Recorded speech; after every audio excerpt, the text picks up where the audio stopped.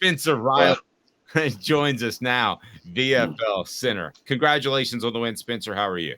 Hey, man, I appreciate it. Thank you very much. It was a good win for us Friday night. And, our team's trying to get a little healthy. We're open this week, so it's nice to be able to catch your breath right in the middle of the season and get ready for the long run of the end half of the season with the playoffs and the rest of the second half of the season. We got a couple more non-region games left with Marshtown West and then Farragut, which is a rivalry Thursday game, and then we have Cott County to follow there. So and then two more region games there in the mix there and there at the end. So we got to handle our business as we move forward and just keep grinding and keep battling. Try to keep everybody healthy for sure. Yep. As the head coach of Jeff County, doing an incredible job. All right. I like to go in broad scope. You'll learn this about me with guys that know more football than me, and you do. I don't know about that. No, you do. You do. There's a lot of people that say I don't understand football. Well, me too.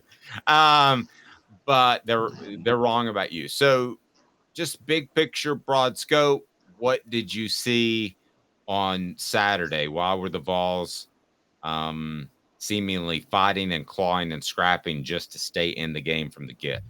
Well, I'll tell you, there's two things that always happen in the game of football. You got to block and you got to tackle.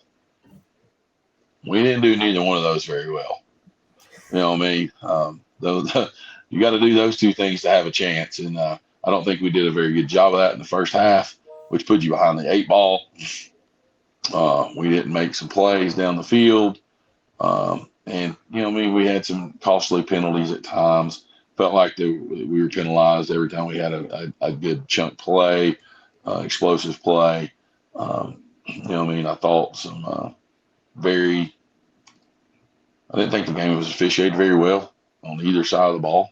I thought there was a bunch of PI stuff that went on both sides of the ball that wasn't called. But you know what? You're going to let them play. At least they didn't call it on either side. So, but I didn't think it was officiated very good at the end of the day on that side. And I didn't think we blocked at all really well in the first half. And I know we didn't tackle at all very well. And I know those guys, they teach and they preach that. And we didn't execute as players as you do with 18 to 20, 30-year-olds. Sometimes that happens, man. You don't know where their mindset, and as a coach, it gets frustrating. And but it's early in the year. You live to fight another day. There's a lot of things that happen in the SEC, a lot of things that happen in college football. I've just seen where they dropped from 11 to 23. I think that's pretty harsh at the end of the day because some other teams, I can promise you, there's not that many more teams that's better than Tennessee. They're a top 15 team in the country. Yeah, they didn't perform well on Saturday. So, you tip your hat to Florida. You lick your wounds. You go back and you learn and you get better as a program. Hey, man, I don't know why everybody's complaining. We did in my 4 years. We never went to Florida and beat them in the swamp either. And we were really talented and probably had better football players at the time. So. Yeah, Spencer, I do understand that. I would venture to say, though, I think the thing that's frustrating to a lot of Tennessee fans is that not better football players than you, but just relative to where they are now, Florida had better football players then than they do right now during that time, too. Well, I get what you're saying, right? But Florida's better than they were a year ago. Let's be honest with you. Transfer portal can make anybody better quicker than anybody. Deion Sanders can prove you that. You know what I mean? The realm of college football and how they recruit anymore has changed. Guys, you can go from being a bad football team to a great football team just because of the transfer portal and not recruit any high school kid coming out of high school. And I see it on a daily basis. You know what I mean? I've got kids that are college football players that we're having a hard time getting recruited because of the transfer portal. And their recruiting won't start until December, where a lot of other kids start, the Power 5 kids. And that's a lot of people don't understand. The misnomer is Power 5 kids is group of 5, Power 5, and then everybody else, right? All those guys recruit the same. They're looking for the best transfer they can get. So, you know what I mean? And Florida's better. don't get me wrong. You know what I mean? One of my buddies was on the defensive staff last year at Florida, and you know, I mean, he left and now in the NFL. They got great coaches. That's what they get paid to do. It's great recruiters. They do a great job down there. And I'm not taking up for Florida, but I'm just telling you right now, you can be bad one year and be great the next, or be better the next, a lot better the next. And they were a lot better, especially in the defensive line and the offensive line. So so speaking of that, I want to talk a little bit about Milton. I know there's a lot of criticisms of him. I do want to know where your thoughts are. I didn't think he was as inaccurate as people said he was during the game, but I know there were a couple of throws he missed. And then I think more that what stood out to me was maybe a lack of command of the offense with the crowd, because there were 2 timeouts that had to be burned on the opening drive of the second half. And is that a concern for you going forward, or do you think it was just it's one of those games where it's the swamp, 7:00, they're winning? So, well, I mean, and I'll say this, you know, there's a lot of things that have to go into making sure play gets in on time, personnel, things that they may not have the right personnel in the game. I couldn't tell you, I wasn't there, but you know, we burned 2 timeouts Friday night because we didn't have the right personnel in the field, right? Or you lined up wrong. Because somebody didn't get the correct signal. You know what I mean? We try to go as fast as we can, just like they do. And sometimes they just don't get lined up right. And you got to, and you're in a critical part of the ball game right there. And coming out in the second half, hey, you really need to score right there to start the second half. So you want to use those timeouts instead of, hey, we'll just live with it and go to the next play. Sometimes as coaches, you just deal with that, and you just call the play, deal with it, and you get it corrected the next snap. But I want to say it was a second down and a third down right there.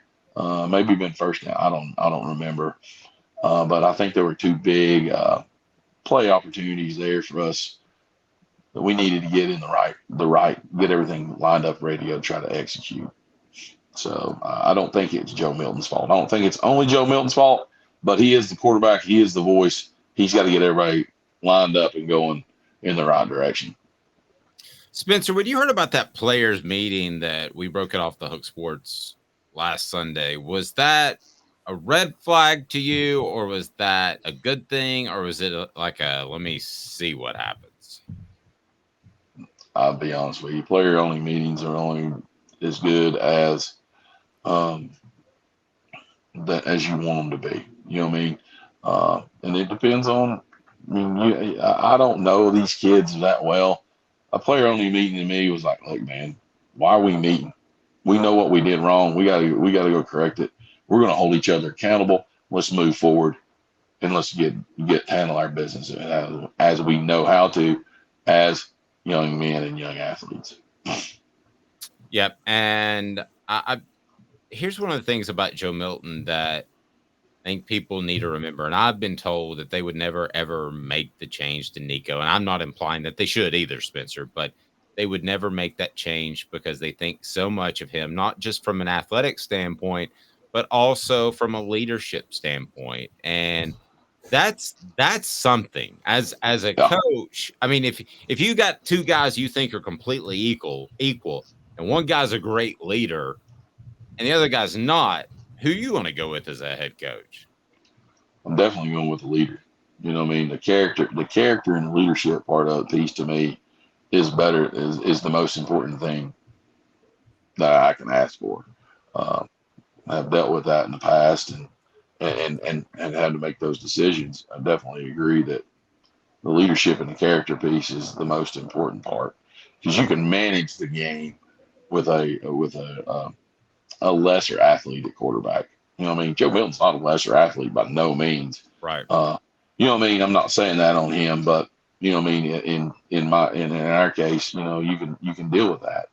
And I think Joe Milton has done, he's not executed at his finest, but we all knew he's not, he is a gunslinger.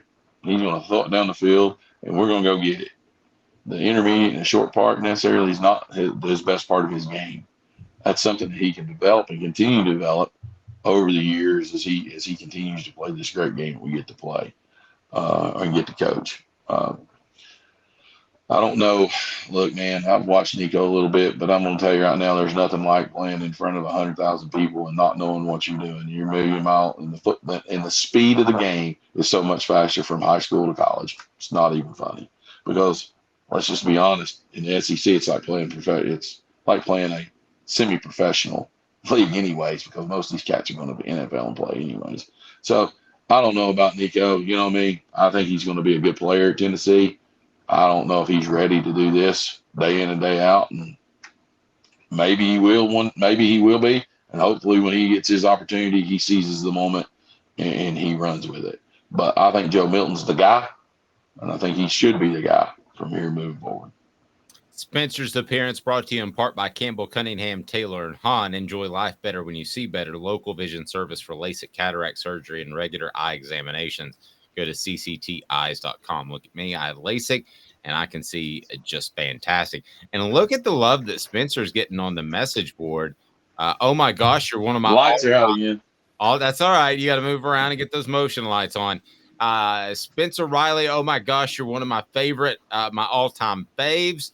And our OG. Now, he doesn't mean offensive guard. He means a gangster. Yeah. That's what the kids tell me. I try to stay hip. No doubt. Best center ever. That's you, Spencer. I don't know about that. There have been some really good ones that played before me, so I was just blessed to be able to carry the torch. Yeah, you pretty darn good. I think you're selling yourself a little bit short. All right, so let me ask you this, Spencer. The interior of the offensive line did not have the push. Did we get fooled a little bit because they did have a push with Ollie Lane at center, Andre Kuric at left guard because of Cooper May's injury at center? Did we get spoiled a little bit thinking that they can push Virginia around and Austin Peay around and they're going to be able to push everybody around?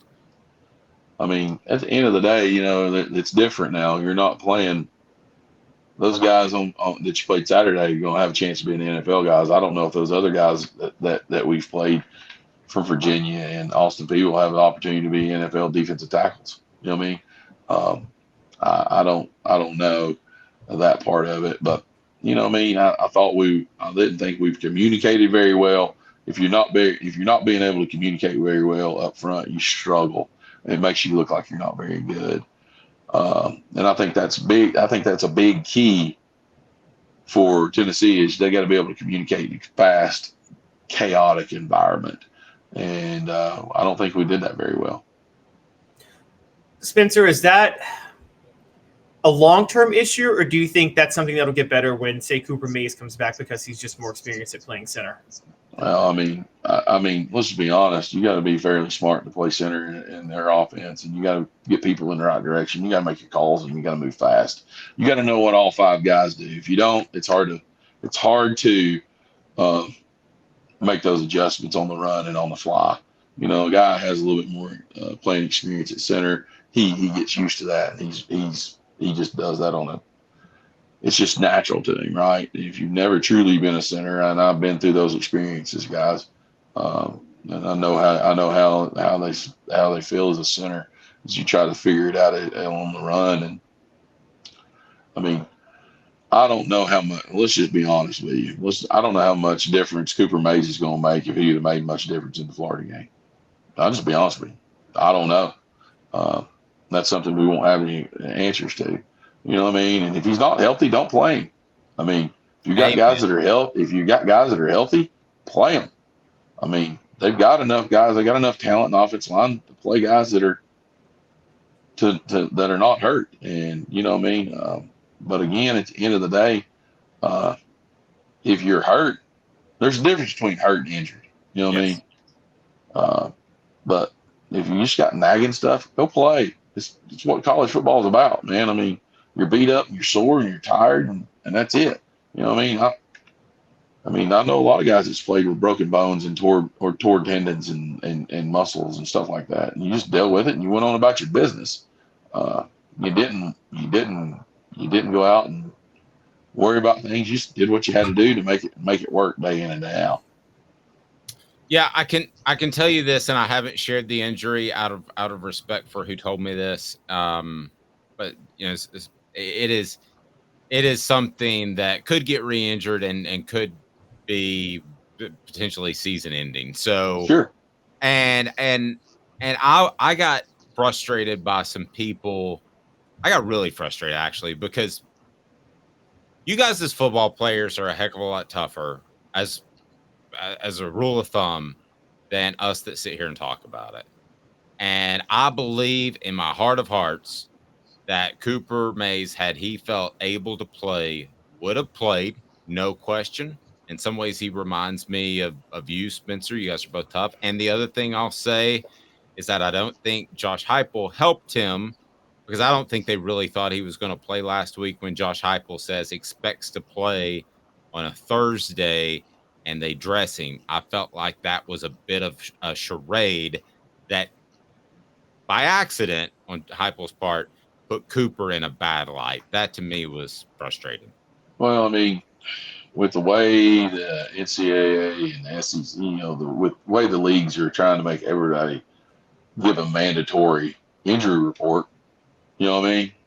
Like the NFL, you're gonna tell them everybody's gonna play, Or not. Or you can do the Bill Belichick and say, yeah, they're all Tom Brady's doubtful for 12 years. They're out. You know what I mean, or whatever. So, well, it's not like you have an IR. It's not like you're putting them on the injured reserve. They can play at any point. You know what I mean? So, play the game. If you're going to play the game, right? With that, and to me, I'm like, yeah, I get it. I get it from a head coach standpoint. You look, man, I try not to give my injury bugs out, and so I don't want people knowing that. I don't give them don't want to have any slight advantage. You know what I mean? And that's what coaches do. You try to find, all right, hey, is this cat playing? Is this cat not playing? And so I get it. I get where I didn't put Cooper in a very good light. But you know what? At the end of the day, they're college athletes. You know what I mean? And it's different from when I played because we weren't NIL guys. You know what I mean? Sure. And let's be honest. You know what I mean? They are getting paid for their name, image, and likeness, right? Call it how it is. They're getting paid to play football. They wouldn't have name, image, and likeness if they wasn't playing football. Yeah. So I'm a pretty good looking dude, Spencer, and I don't get name image. Me neither. We're both handsome SOBs. Yeah, and no doubt. Saying here's a bunch of cash. All three of us are. There's no question, right? All three of us. But I'm not getting paid because of my name, image, and likeness. And some of those guys aren't getting paid because of their name, image, or likeness either. They're really good football players. So, and that's why companies want to do that. And they want to be associated with that, which means, hey, you're getting paid to play football.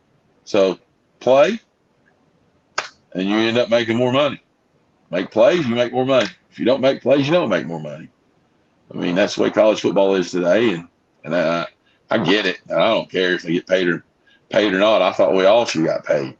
I mean, you just think about me in a season, just me, each individual. I think roughly we figured out one time, everybody was on the team. I think we got already made the university like $1.5 million in a season. We don't see a penny of that other than our scholarship, which was fine. But still, you look at these kids today. Come on now, some of them making six figures. Yeah, there's more pressure. You know what I mean? There's more pressure, so you have to take that with it. Not only there more pressure on the kids, there's more pressure on the coaches. Yeah. No, don't tell me there's not. If Joe Milton doesn't play well, don't tell me there's not more pressure for a corporate sponsor to maybe pick up the phone and say it would be nice because I spent millions of dollars on Nico if he could get in the game. Don't tell me that conversation is not going to happen. Well, yeah, it's going to happen because it's a business decision. Let's just call it how it is. You know what I mean? But for the coaches, you know what I mean? It's about, hey, what's the best for our team at this point in time? And that's the struggle with NIL and all that stuff is how do you manage your team and all that stuff? And I struggle with that, and I see it through my kid. You know what I mean? Who is an NIL kid playing softball at Ole Miss. So I get it. You know what I mean? I see it on a daily basis and how everybody reacts. And hey, he makes more money than me, and I should be playing. Yep. You know what I mean? It doesn't matter about the money. Robert says Spencer could lose one arm and still kick ass. I'm not sure if this is legal or not, but as a way of supporting Jeff County, which is my new favorite high school football team, because my team is coached by a guy that I don't like. But we don't have to talk about Powell High School. But anyway, I like you. That was kind of hot heat, wasn't it, Spencer? Wow, let's go right at the chin. Yeah, he used to play poker at my house, then lied to me about something. That's okay. But Spencer, let me can we put an off the hook patch on your jersey? Can I pay NIL money to do that, like on the left arm or something? I have no idea, buddy. I'm not into that. So whatever. I'll call an administrator. I'll call an AD. Yeah, we'll call my AD and say, hey, I got somebody who wants to do this. Can we do this? So go find out. Spencer, you're the best. You make our show better and the product every Monday. So I can't thank you enough for the insight that you bring. Man, I appreciate it. I wish I could be a little bit more insightful to the day-to-day operations of how Tennessee runs things, but I ain't got that time to go down there and check it out that much. So I just kind of get to watch on Saturdays and have a good time. Yeah, that was good. It was good insight. I don't know that anybody gets inside buildings anymore, even former players like they used to, which is for sure. Great stuff, Spencer. Congratulations on the win. Enjoy the off week, and then let's go win the title. Yes, sir. Appreciate you guys. Thank y'all so much. We'll see you next week.